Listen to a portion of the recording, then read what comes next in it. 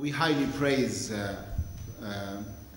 President Zuma for his efforts to find a peaceful, democratic, and African solution for the Libyan problem. We praise his statement in which he stressed that the Libyan crisis should be solved through the African initiative, the African roadmap. And we also praise his insistence that the Libyan crisis can only be solved peacefully. He, of course, saluted brother leader, Muammar Gaddafi, and he indicated that the Libyan government did indeed agree to the African roadmap, and that the rebels are the ones who rejected it, and the rebels are the ones who had conditions. And President Zuma insisted that people need to talk and negotiate, and for the foreign intervention to stop immediately. We understand very well that President Zuma and the African continent are being ignored by the West. Only in the last few days, we had two powerful statements from Africa. One from the Pan-African Parliament. This is an institution that represents 52 African parliaments who represent in their turn the African nations, the nations of Africa. And these people met, discussed the Libyan crisis, and they came out with very positive outlook, very progressive. They condemned the NATO aggression against our nation. They called for everyone involved, the Libyan government, the rebels, everyone, to actually sit and talk and negotiate. They emphasized the sovereignty of Libya as an independent African state.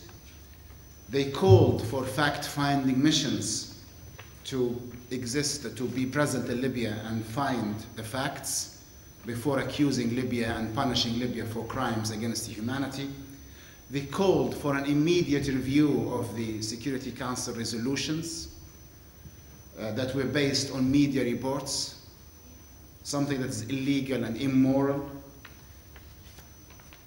They declared that they stand firm with the Libyan nation against the NATO aggression, and this is their language, not mine. You'll find their declaration on the internet, on the Pan-African Parliament website. And they are sending now, they are following words with action. They are sending to us in the next 3 or 4 days a high-level parliamentary committee that is investigating the events in Libya, and for this committee to send its report back to the parliament so it could have an extraordinary session on the crisis in Libya. They are also, we understand, willing and planning to go to Benghazi to get the other part of the story. Now, this is a powerful African voice that has been ignored, just like the African roadmap was ignored when it was proposed as a solution more than 2 months ago. Another powerful statement comes from the governments of Africa. Now, this is the parliament. You have the government of Africa, the governments, who met in an extraordinary summit, as you know, on Libya, and also came out with a declaration with conclusions that insisted that the Libyan crisis is an African problem, that it should be solved peacefully, demanded an immediate stop of NATO aggression against Libya, demanded that fact-finding missions and observers should be allowed into the country, a ceasefire from all parties, praised the Libyan position in the crisis, the Libyan government position, which accepted the ceasefire, the African roadmap, the negotiation, had no preconditions whatsoever, and actually called for the African countries who are members of the Security Council to call for an extraordinary session of the Security Council to review the violations of the two resolutions, 1973 and 1970. So you have the Parliament of Africa and the governments of Africa, both standing up and stating very clearly that the Libyan crisis is an African crisis, because Libya is an African country. It should be solved peacefully, without foreign intervention. Fact-finding missions should be sent immediately into Libya. There are violations of the Security Council resolutions. They condemned, this is their wording, the killing of civilians by NATO and the destruction of the Libyan infrastructure, whether it's civilian or military infrastructure. But what does NATO do, and the West? They ignore it because, of course, they have no respect for Africa. They still think of Africa as not adult or grown up enough to discuss and solve its problems. Now, if a problem occurred in Belgium or Italy, it's the European Union who solves the problem, after, with, of course, respect to the sovereignty of the European country in question. If a problem occurred in Asia or Latin America, and then the unions of these continents. Now, Libya is an African country. A problem occurred. We agreed that the African Union should solve it, and we acted positively to the African Union initiatives. But the West, with its might, its military might, with its greed, with its lust for destruction and killing and dominance, they only want to go after one man, Muammar Gaddafi, and the positions he's been taking all these years, and the projects and the dreams he has for Africa. And they know very well, just as the rebels know, that in a peaceful solution proposed by the African Union, both the West and the rebels lose. And Libyan nation will rally behind its leader, surprise, surprise, and behind its unity. There is no other interpretation.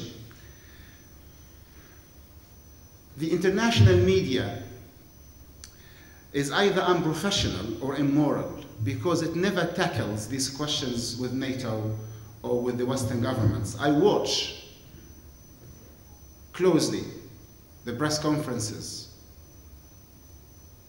of the presidents of the European governments and the officials in NATO.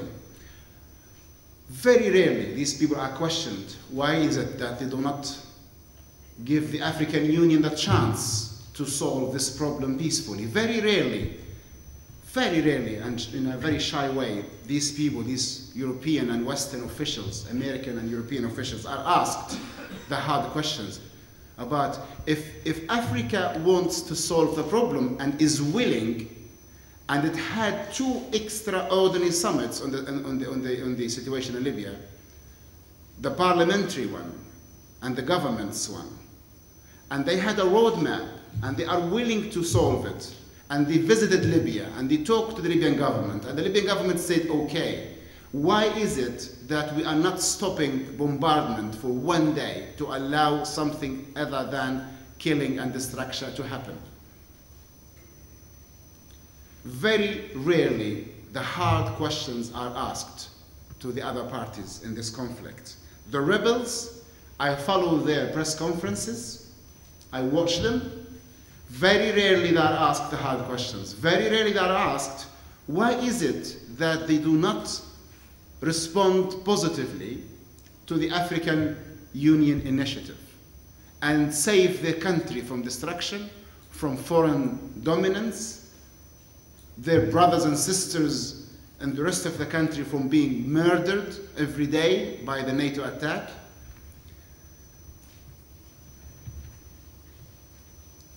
Africa has done its best, and it has shown it, not through the positions of 2 or 3 or 4 countries, but through the positions of the dozens of African countries collectively. So again, for this issue, we, the Libyan government, hold the whole world responsible morally and legally for what happens now and today, now and here in Libya. We have said again and again, you cannot keep bombarding us and saying we are bombarding you because you are not observing a ceasefire. How do you observe a ceasefire from one party?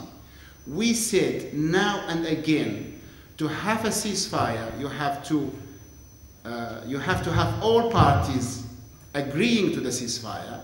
You have to have a fixed date, fixed hour, and more, you have to have observers on the ground who will make sure that the ceasefire is not violated, and when it is violated, what are the circumstances that led to this violation? We agreed to the observers from the UN, the European Union, the African Union. We agreed to fact-finding missions. We agreed to a fixed date of a ceasefire. But again, I say to the international media, no one is asking the hard questions. No one is asking the hard questions to the West, to the States, to the Europeans, to the rebels. I was honest with you before, and I'm going to be honest again. I said this off the record, but I'm going to say it on the record now. Many people, and this is, by the way, not an attack on you, journalists or on international media, it's an observation. We understand and we know that Western media especially have for a long time understood Muammar Gaddafi in a very negative light. Now, professional journalists should not let the preconceptions, the ideas they had from decades of indoctrination in their home country, to affect the job they do. But of course, we're humans, and we do indeed get influenced by the preconceptions we have. And that is why it's very unfortunate that some decent and professional journalists cannot or are not willing to actually even accept the idea that, one, for example, we are ready for a peaceful democratic solution for Libya. Second, for example, that the Libyan nation in its majority does rally behind Muammar Gaddafi as a leader or a figurehead for the Libyan state. That we are genuine when we want to save this country from destruction, that we are not killing civilians, we are actually fighting against armed rebels who chose to destroy this country by making a prompt stop to all the reforms we were going through and turn the country into a bloodbath, into a hellfire.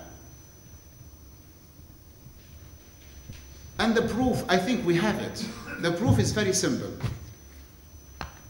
We are agreeing to every single peaceful initiative that was proposed to us that does not have conditions. Let the Libyan people choose what they want. I have said this enough time to bore most of you. But the thing is, the truth is the truth. The fact is the fact. Doesn't matter how many times you repeat it. Sometimes when I repeat these facts, I look into the eyes of the journalist I'm talking to, and I wonder how many times has he or she heard me say this before. And I do believe it's also my moral, my personal moral position, because I want in the future, in 10 years or 20 years, to remember that I did ask the hard questions. I did answer the hard questions, and I did state the important things. Everyone is saying no to peace except us. And this should tell you something, guys. We are so sure about our position as a government in this nation. We are so sure about the political desires of this nation that we are prepared now and here to have a full inclusive political process